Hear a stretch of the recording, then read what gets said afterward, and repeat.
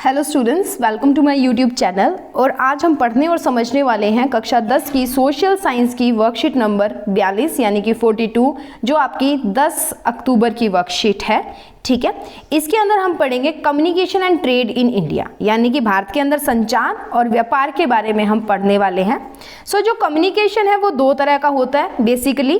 पहला होता है पर्सनल कम्युनिकेशन, मतलब एक इंसान के इंडिविजुअली जो हम बोल सकते हैं कि अगर मैं हूं तो मेरे लेवल पे जो होता है। और एक होता है मास कम्युनिकेशन, जब पूरे सबके लिए होता है। जैसे टीवी के ऊपर जो सीरियल चलाए जाते हैं वो सबके लिए होते हैं। हम अपने फ्रेंड को कॉल कर रहे हैं या किसी को कॉल कर रहे हैं तो वो इंडिविजुअल होता है, पर्सनल होता है।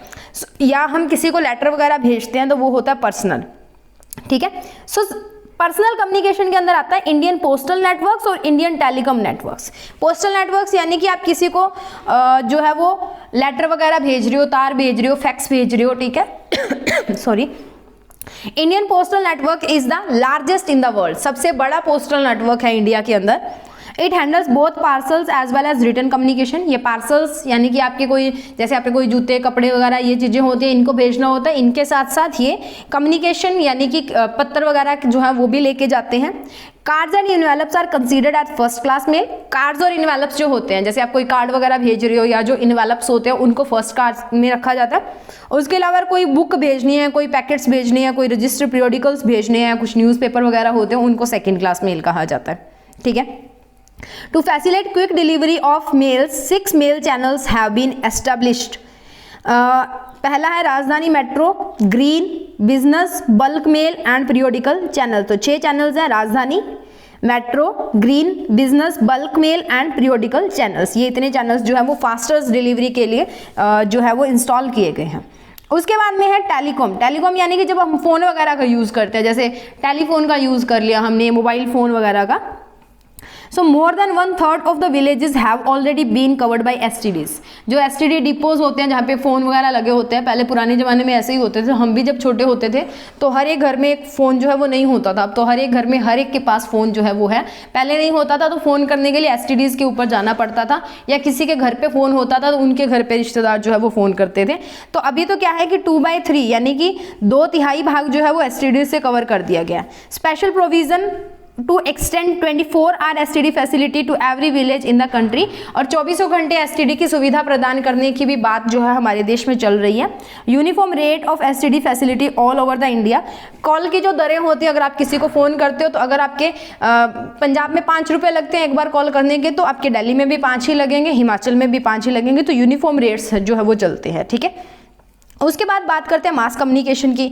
मास कम्युनिकेशन में आपके टेलीविजन्स आते हैं, वीडियोस आती हैं, फिल्म्स आते हैं, रेडियो यानी कि AIR जिसको ऑल इंडिया रेडियो कहते हैं, ब्रॉडकास्ट वगैरह जो हैं वो आते हैं, जो नेशनल और लोकल या रीजनल लैंग्वेजेस के अंदर होते हैं। ठीक है, कुछ आप देखते हो पंजाबी चैनल्स अलग होते हैं, गुजराती अलग होते हैं, राजस्थानी अलग होते हैं, इंग्लिश अलग है, हिंदी वाले अलग हैं। तो वो डिपेंड करता है रीजन्स के ऊपर, पर वो किसी को इंडिविजुअल किसी 1 या 2 बंदों को नहीं भेजा जाता, उस भाषा वाले सभी लोगों के लिए होता है। ठीक है, अब यहाँ पे देखिए, जैसे कि Doordarshan the national television channel of India is one of the largest terrestrial network in the world. तो DD1 जो हम देखते हैं, DD1 दूरदर्शन या DD मेट्रो या DD भारती, DD इंडिया, ये जो दूरदर्शन के चैनल्स हैं ये सबसे बड़ा नेटवर्क है इस केस के अंदर, इलेक्ट्रॉनिक मीडिया के अंदर। India is one of the largest producers of feature films in the world. It produces short films, video feature films and video short films. तो सबसे लार्जेस्ट प्रोड्यूसर है, वन ऑफ द, मतलब एक है, सबसे बड़ा नहीं है पर सबसे बड़े देशों में से एक देश है जो फीचर फिल्म्स वगैरह या वीडियो फिल्म्स, शॉर्ट फिल्म्स वगैरह जैसे हमारे बॉलीवुड में बनती हैं। ठीक है, इसके अलावा टॉलीवुड में बनती हैं, पंजाब वालों में बनती है, हरियाणा की फिल्में बनती है। तो लार्जेस्ट है पर सबसे बड़ा नहीं है, वन ऑफ द लार्जेस्ट है। Central board of film certification is the authority to certify the both Indian and foreign films. और जो सेंट्रल बोर्ड है फिल्म सर्टिफिकेशन का, वो सर्टिफिकेट देता है इंडियन फिल्म्स को भी और फॉरेन की जो फिल्म्स इंडियन के अंदर रिलीज होती है उनको भी। ठीक है, तो उसके बाद है प्रिंट मीडिया। अब इसके अंदर आपके आएंगे न्यूज़पेपर आ गया, मैगजीन्स आ गई, बुक्स आ गई और पीरियोडिकल्स आ गए। अब एक न्यूज़पेपर मान लो आज पंजाब केसरी है, वो किसी एक घर के लिए, एक बंदे के लिए नहीं आता है, वो ग्रुप ऑफ पीपल्स के ऊपर आता है। पर वहाँ पे क्या होता है, देश के साथ साथ जिस वो एरिया में जाता है वहाँ का एक पर्टिकुलर पेज जो है उसके साथ अटैच किया जाता है। ठीक है, newspapers are publish in more than 100 languages and dialects. Dialects होती है जो बोलियां होती हैं, ठीक है, बोली होती है उसको डायलेक्ट्स कहते हैं। लैंग्वेजेस जो होती हैं भाषा, ठीक है, तो 100 भाषा और बोलियों के अंदर जो है वो निकाले जाते हैं। Largest number of newspaper published in Hindi followed by English and Urdu. जो लार्जेस्ट नंबर ऑफ न्यूज़पेपर जो है वो हिंदी के अंदर पब्लिश होते हैं, उसके बाद इंग्लिश में और उसके बाद उर्दू के अंदर जो है वो इनकी पब्लिशर होती है, ठीक है। उसके बाद है ट्रेड। अब तो बात कर ली हमने कम्युनिकेशन की, संचार के साधनों की। अब हम बात करेंगे व्यापार की यानी कि ट्रेड की। तो ट्रेड क्या होता है? Exchange of good. Exchange of goods यानी कि चीज़ों का आदान प्रदान लोगों के बीच में, देशों के बीच में, राज्यों के बीच में, उसको ट्रेड कहते हैं। दो देशों के बीच में अगर लेन देन हो रहा है वो व्यापार है, दो लोगों के बीच में हो रहा है वो व्यापार है, दो राज्यों के बीच में हो रहा है वो व्यापार है। Such exchanges take place at the market. और होते कहाँ पे? मार्केट में, मंडी में होते हैं ये सारा कुछ। अब टाइप्स ऑफ ट्रेड होते हैं लोकल ट्रेड। लोकल ट्रेड मतलब एक शहर के अंदर आपने, मान लो आप दिल्ली में रहते हो या कहीं पे भी रहते हो, किसी भी एक शहर में रहते हो, वहां पे ही आपने चीज बनाई और वहीं पे सोल्ड हो गई, that is known as local trade, ठीक है। उसके अलावा होता है आपका स्टेट ट्रेड यानी कि दो या दो से ज़्यादा जो स्टेट्स होती हैं उनके बीच में, जैसे पंजाब हरियाणा, हिमाचल पंजाब, राजस्थान पंजाब, हरियाणा राजस्थान, गुजरात के साथ किसी भी दो या दो से ज़्यादा स्टेट्स के बीच में, ठीक है। उसके बाद में होता है इंटरनेशनल ट्रेड्स। दो या दो से ज़्यादा कंट्रीज के बीच में जो ट्रेड्स होता है, दो या दो से ज़्यादा देशों के बीच में ट्रेड होता है, उसको बोलते हैं international trade. And advancement of international trade off a country is a index of its economic prosperity and hence called economic barometer of the country, ठीक है। तो बैरोमीटर इसको बोला गया कि जितना ज़्यादा जो है इंटरनेशनल ट्रेड होगा उतनी ज़्यादा जो है किसी कंट्री की डेवलपमेंट जो है वो ज़्यादा होती है, ठीक है। उसके बाद में कंपोनेंट्स ऑफ ट्रेड क्या क्या होते हैं? तो दो कंपोनेंट होते हैं, या तो आप दे सकते हो चीज़ों को या आप ले सकते हो, यानी कि या तो आप एक्सपोर्ट कर सकते हो या आप इंपोर्ट कर सकते हो। एक्सपोर्ट क्या होता है? जैसे जर्म्स एंड ऑफ ज्वेलरी, जैसे हीरे जवाहरात जो होते हैं गहने के लिए बनाने के लिए, उनका chemicals and related products, chemicals और उनके रिलेटेड प्रोडक्ट्स का। उसके अलावा agriculture and allied product, agriculture और उससे रिलेटेड प्रोडक्ट्स का। इंपोर्ट्स क्या होता है? Petroleum, crude and products. और उसके अलावा हमारे पास देखिए gems and jewellery, chemicals are related and related products. और उसके बाद में base metals, electronic items, machinery, agriculture and allied जो प्रोडक्ट्स होते हैं। तो आपने देखनी है कि इंडिया इनमें से क्या इंपोर्ट करता है और क्या एक्सपोर्ट करता है, क्या आपको कुछ मिलता है तो देखना है इसमें से, ठीक है। अब हमारे पास 3 एग्जाम्पल्स हैं, देखिए 3 एग्जाम्पल्स नहीं बोल सकते, 3 टर्म्स हैं। पहली टर्म है balance of trade. Balance of का ट्रेड का मतलब क्या होता है? बोट जिसको बोलते हैं, बी से बैलेंस, ओ से ऑफ, टी से trade. Boat of a country is the difference between its import and export, यानी कि when the value of export is greater than the value of imports, ठीक है, उसको बोलते हैं balance of trade, boat. Clear? Favourable balance of trade क्या होता है? जब इंपोर्ट्स ज्यादा होते हैं और एक्सपोर्ट्स कम होते हैं, ठीक है, favourable balance of trade. Unfavourable balance of trade क्या होता है? India has emerged as a software giant at the international level and has earning huge foreign exchange through export information technology. Sorry, ये ना समझाने में गलती है। देखो बोट क्या होता है? दो के बीच का डिफरेंस होता है। जब आपके एक्सपोर्ट्स ज़्यादा हैं और इम्पोर्ट्स कम है तब होता है फेवरेबल बैलेंस ट्रेड। फेवरेबल क्यों होगा? क्योंकि वो आपकी उस देश की इकोनॉमी के लिए अच्छा है। जो देश ज़्यादा एक्सपोर्ट करता है और कम इंपोर्ट करता है, यानी कि ज़्यादा चीज़ों को बाहर भेजता है और खुद कम ही चीज़ें लेता है, तो उसका तो फायदा होगा ना, ज़्यादा चीज़ें खरीदनी नहीं पड़ेगी, तो उसकी इकोनॉमी तो लगातार बढ़ती जाएगी, उसकी डेवलपमेंट होगी। तो that is known as favourable balance of trade. और जब इंपोर्ट्स ज़्यादा हो जाते हैं और एक्सपोर्ट कम हो जाते हैं, मतलब आप किसी से ज़्यादा चीज़ें ले रहे हो और कम दे रहे हो, तो आपको खरीदनी ज़्यादा पड़ रही है, बेच कम रहे हो, तो वो होती है अनफेवरेबल बैलेंस ऑफ ट्रेड, ठीक है। ये थोड़ा ऊपर नीचे का प्रॉब्लम हो गया। उसके बाद में tourism in India, very very very important एक क्वेश्चन जो है इसमें से पूछा जाता है टूरिज्म इन इंडिया से। देखो tourism in India has grown over last 3 decades. Last जो 3 डिकेड्स यानी कि 30 के लगभग सालों से जो इंडिया के अंदर जो टूरिज्म है वो एकदम से बढ़ गया है। Millions of people are directly engage in tourism industry.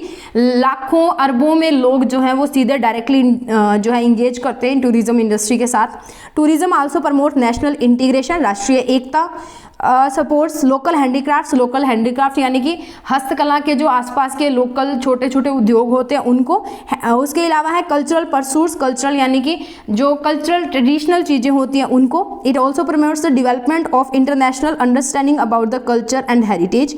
इसके अलावा यहाँ पे क्या दिया मैं बता देती हूँ। जो टूरिज्म होता है वो नेशनल यूनिटी को प्रमोट करता है, दूसरे देशों के साथ जो रिलेशन होते हैं उनको स्ट्रेंथन करता है, मजबूत करता है। जो विदेशी मुद्रा है यानी कि फॉरेन एक्सचेंज है वो आता है, ठीक है। इसके अलावा जो लोगों के साथ हमारे रिलेशन है वो बढ़ते हैं। तो टूरिज्म इकोनॉमिक डेवलपमेंट के लिए बहुत ज़रूरी है। तो foreign tourist visit India for heritage tourism, heritage मतलब जो पुरानी विरासती चीज़ें हैं उनके लिए, इको टूरिज्म के लिए, एडवेंचर के लिए यानी कि अलग अलग जानवर वगैरह वो देखने के लिए, मेडिकल टूरिज्म यानी कि कोई अपना इलाज कराने के लिए, और बिजनेस टूरिज्म के लिए यानी कि मेडिकल फैसिलिटीज़ दवाइयों वगैरह के लिए और बिजनेस के लिए वो आते हैं। There is a vast potential of development of tourism in our country. Efforts are being made to promote different types of tourism for this most promising upcoming industry. तो काफ़ी सारे efforts अभी भी किए जा सकते हैं कि टूरिज्म को लगातार बढ़ावा दिया जाए, क्योंकि डेवलपमेंट, किसी भी कंट्री की डेवलपमेंट के अंदर टूरिज्म का भी बहुत बड़ा हाथ होता है, ठीक है। उसके बाद बात कर लेते हैं क्वेश्चंस की। सो क्वेश्चंस बहुत बड़े बड़े हैं, आंसर बहुत छोटे छोटे हैं, ठीक है। सो इस बार क्वेश्चन बड़े हैं, हर बार आंसर थोड़े बड़े होते हैं। सो देख लेते हैं बड़े बड़े क्वेश्चनों के छोटे छोटे आंसर। सो मूव करते हैं आंसर्स पे। देखिए क्वेश्चंस बहुत बड़े बड़े लेंथी क्वेश्चन है, उनके आंसर हैं छोटे छोटे से। सो देखिए फर्स्ट क्वेश्चन है, which are the different types of trades and which one amongst them is called as the economic barometer of the country and why, ठीक है।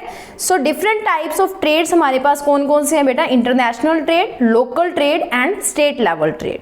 And among these international trade is known as the economic barometer of the country. Barometer किस चीज को मापता है बेटा? आप comment box के अंदर मेरे को बताओगे कि बैरोमीटर किस चीज को मेजर करता है, ठीक है। नेक्स्ट है question number 2, that is country x. कोई भी एक कंट्री है उसका नाम है एक्स, वो क्या करती है? हैविंग मोर इम्पोर्ट्स, इम्पोर्ट आएगा बेटा, इंपॉर्टेंस नहीं आएगा, more imports than exports. What should this situation be called? जब कोई कंट्री ज़्यादा इम्पोर्ट करती है देन एक्सपोर्ट्स, तो उसको क्या कहा जाता है?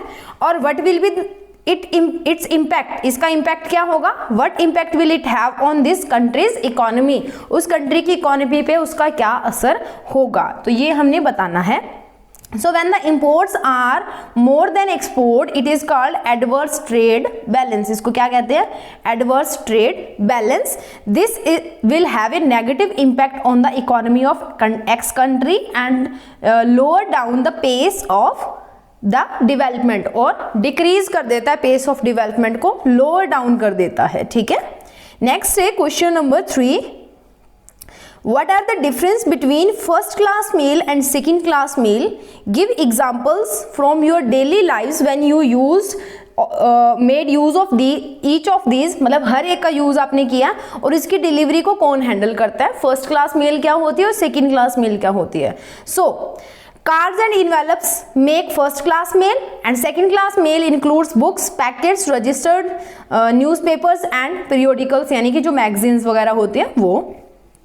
अब मैंने कब यूज किया? I wrote a letter to my sister on the occasion of Rakshabandhan and sent a gift to my friend on his birthday through the first and second class mail respectively.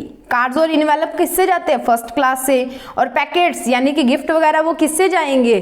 Second class mail से, ठीक है। Next question number 4 की बात कर लेते हैं।